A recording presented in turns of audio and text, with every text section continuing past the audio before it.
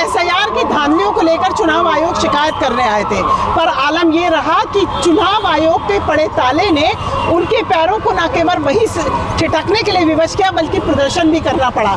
मसले को लेकर कांग्रेस यहाँ अपनी प्रभारी कुमारी सैलजा के नेतृत्व में चुनाव आयोग शिकायत करने आई थी, पर इनको चुनाव आयोग के भीतर भी जाने को नहीं दिया गया। और तो और जो ज्ञापन लेकर ये पहुंचे थे वो भी एक सचिव ने स्वीकार किया। तो अब विधायक है चुने हुए, जिस तरीके से ये लोकतंत्र की छवि है, क्या कहिएगा? नहीं, देखिए, इस देश का संविधान हमको इस बात की इजाज़त देता है कि हम अपने वोट के माध्यम से इस देश और प्रदेश के अंदर प्रतिनिधि भी चुनने का काम करें, सरकार बनाने का भी काम करें।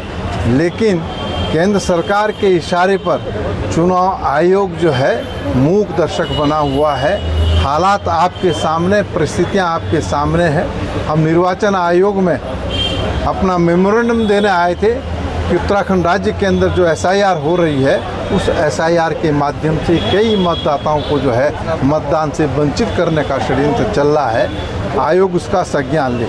लेकिन आपने देखा, हम अपने प्रभारी सैलजा जी के साथ थे और कितना बड़ा ताला निर्वाचन आयोग के बाहर है। हमें ये उम्मीद नहीं थी कि निर्वाचन आयोग को भी जो है वो बंद ताले में रहना पड़ रहा है। तो ये केंद्र सरकार के इशारे पर हो रहा है। और अगर इस तरीके का कृत्य, तो क्या आप लोगों ने पहले अनुमति नहीं ली थी चुनाव आयोग? देखिए, हमने इस विषय में राज्य चुनाव आयोग से भी मिले, उनको ज्ञापन सौंपा और इस बात को कहा कि जो प्रक्रिया अपनाई जा रही है एसआईआर के अंतर्गत, उसमें कई लोगों के जो मतदाता हैं उनके नाम कट रहे हैं। उन्होंने इस दिशा में कोई कदम नहीं उठाए, तो इसीलिए हम जो है मुख्य चुनाव आयोग भारत सरकार के पे आए थे।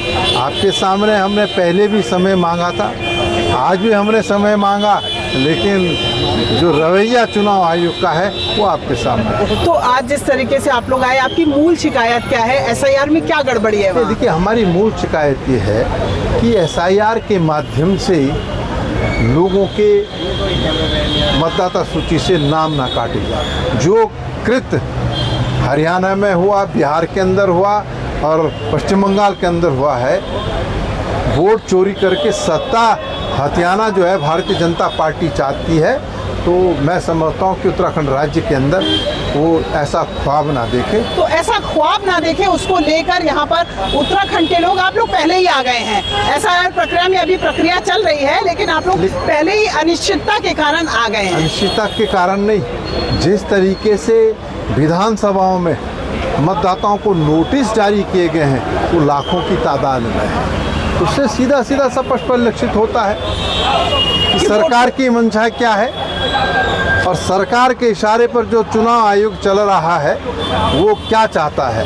वो जो है मतदाताओं को जो है मत से जो है अलग करना चाहता है, वंचित करना चाहता है। तो इनका साफ तौर पर कहना है कि मौजूदा समय में लोगों को जो नोटिस दिए जा रहे हैं उनकी संख्या लाखों में है और जवाबदेही के लिए वे पहले राज्य में गए थे, पर जब वहां सुनवाई नहीं हुई तो मुख्य चुनाव आयुक्त के दरवाजे आए थे।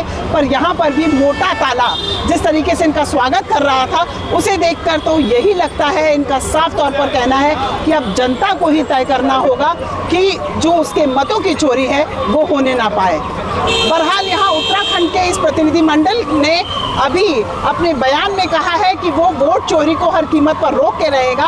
अब ये देखने वाली बात होगी कि चुनाव आयोग इस पर क्या प्रतिक्रिया देता है। अमर उजाला से बात करने के लिए आपका बहुत शुक्रिया। कैमरा पर्सन जाकिर के साथ दिल्ली से इस समय में पूनम मेहता द्विवेदी। अगर आप ये वीडियो YouTube पर देख रहे हैं तो हमारे चैनल को सब्सक्राइब कर बेल आइकन दबाएं और Facebook पर देख रहे हैं तो हमारे पेज को लाइक करें।